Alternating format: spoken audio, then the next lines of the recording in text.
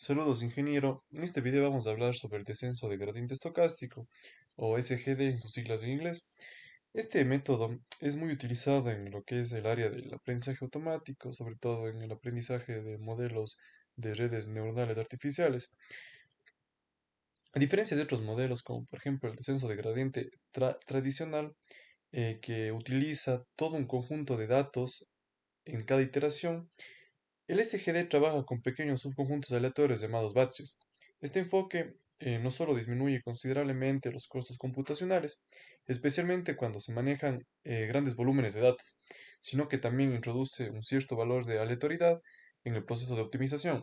Entonces, esto nos permite escapar de mínimos locales y mejorar la convergencia que nos da nuestro modelo. Bueno, a continuación nos ha parecido interesante realizar un diagrama de flujo, quizás para comprender un poco mejor cómo es que este modelo va funcionando a lo largo de las épocas de entrenamiento, para ver cómo busca ese mínimo, cómo es que termina convergiendo y así. Entonces, en primer lugar tenemos que darle valores de entrada al modelo, ¿verdad? Y aquí es importante tener en cuenta la característica que mencionamos anteriormente, que es que el SGD en cada iteración trabaja con un batch, es decir, con un subconjunto del total de datos que tenemos. Además, también le damos valores iniciales, como puede ser el del peso y el del sesgo.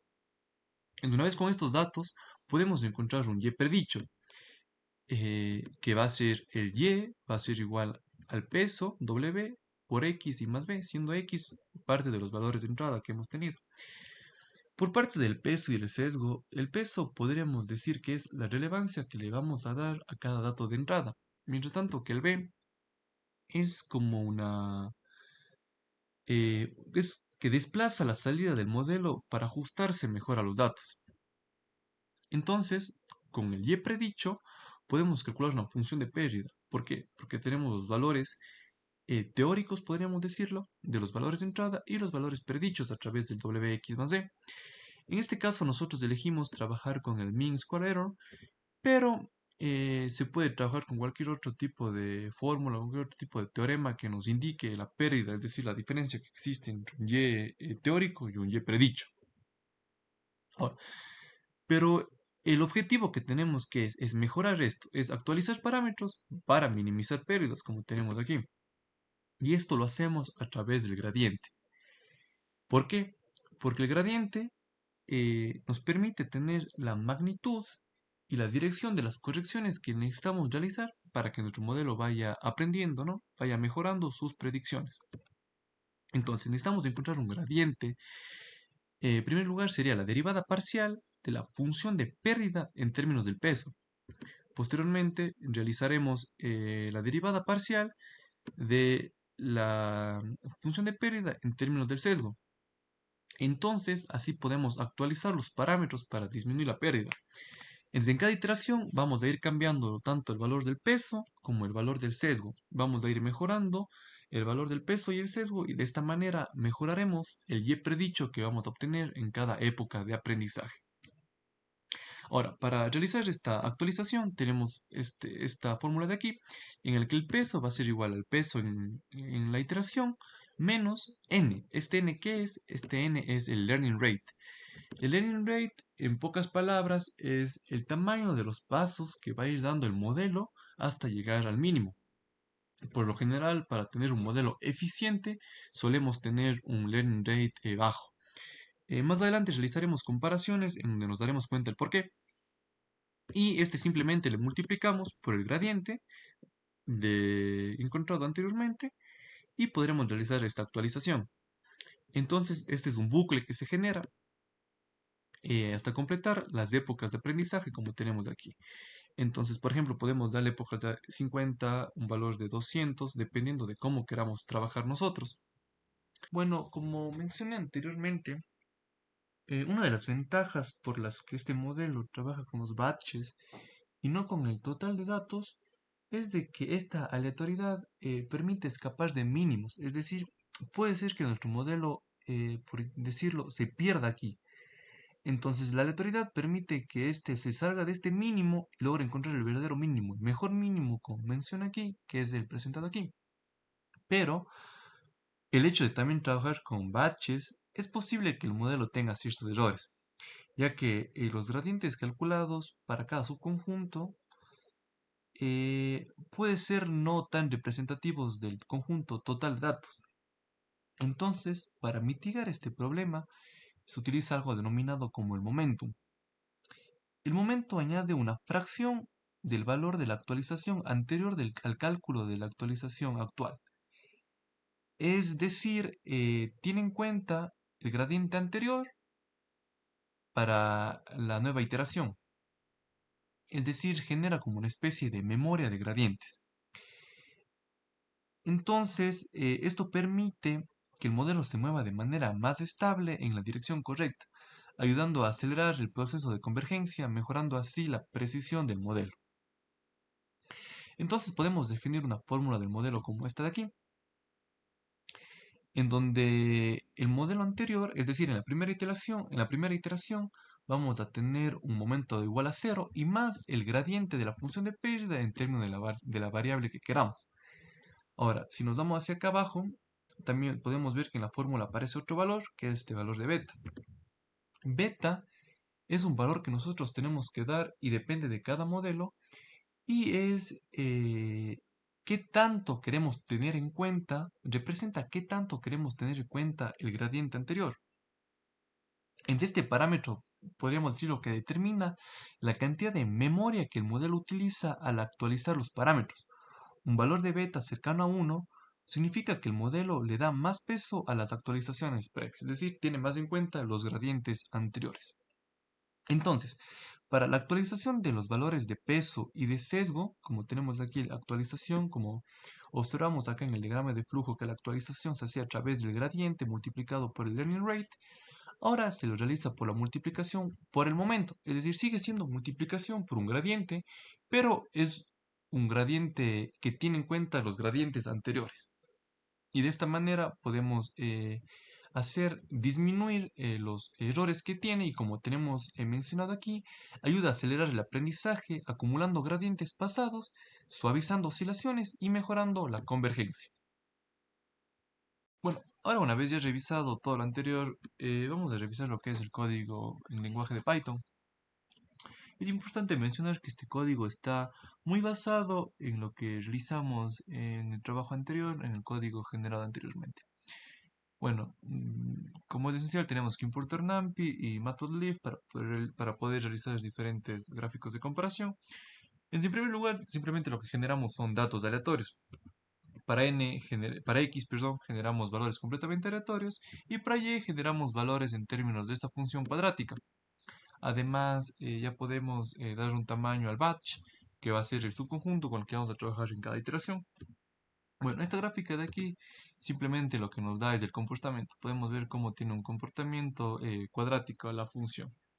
Ahora, como observamos en el diagrama de flujo, en primer lugar tenemos que dar los valores iniciales tanto para el peso como para el sesgo. Además, tenemos que dar valores a constantes, como lo puede ser el learning rate, el número de épocas con el que queremos trabajar, el beta, que también, como mencionamos, es una constante, qué tanto queremos tomar en cuenta los gradientes anteriores, y inicializamos los momentos tanto para el peso como para el sesgo en cero. Ahora, creamos una función, en este caso haremos de nuevo como función de pérdida, que nos va a ayudar a calcular el mean square error de manera más rápida. Está en términos de x, de y, del peso y del sesgo.